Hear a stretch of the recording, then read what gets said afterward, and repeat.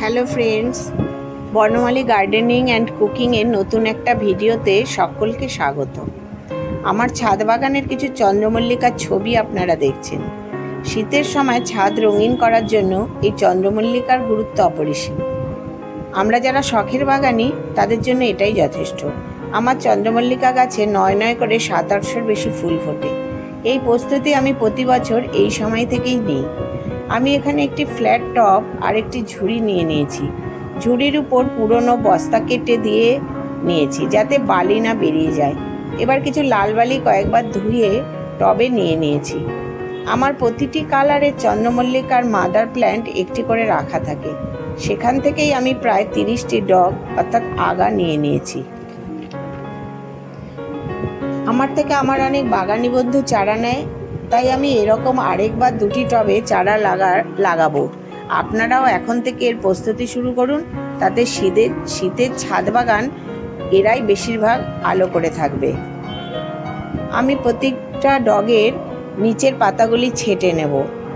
বেশি পাতা থাকলে রুট বের হতে দেরি হয়, তাই আমি অতিরিক্ত পাতা ছেঁটে নেব।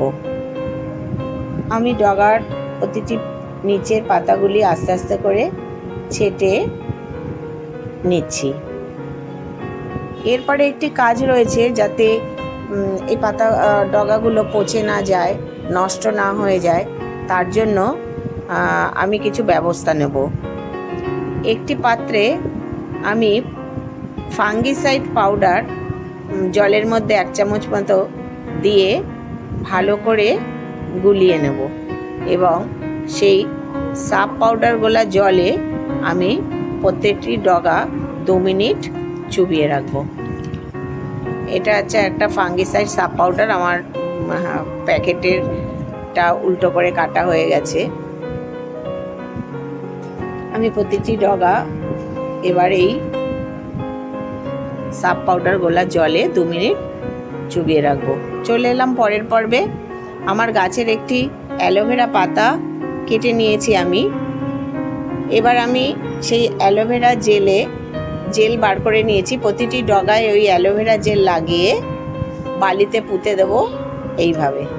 আস্তে আস্তে আমি প্রতিটি ডগা এইরকমভাবে বালির মধ্যে পুঁতে দেব।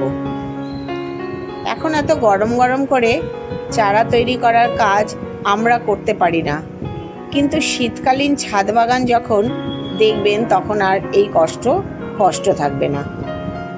আমি আস্তে আস্তে প্রায় আমার কাজ শেষ করে এলাম। আমার প্রায় সব গাছ লাগানো হয়ে যাচ্ছে।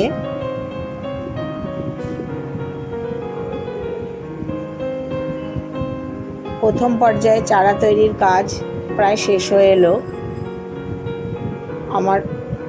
এবার সেই ফাঙ্গিসাইড গোলা জল আমি চারাগুলো লাগানোর পরে ওপর থেকে দিয়ে দেব। এই টব আর ঝুড়ি আমি শেডের তলায় 4-5 দিন রেখে দুবেলা জল ছিটিয়ে বালি ভিজিয়ে রাখবো। বালি যাতে শুকিয়ে না যায় সেটা দেখতে হবে। এরপর থেকে হালকা রোদে রেখে রেখে চারা তৈরি করতে হবে। আমি এখান থেকে প্রায় বেশিরভাগ চারাই পাবো।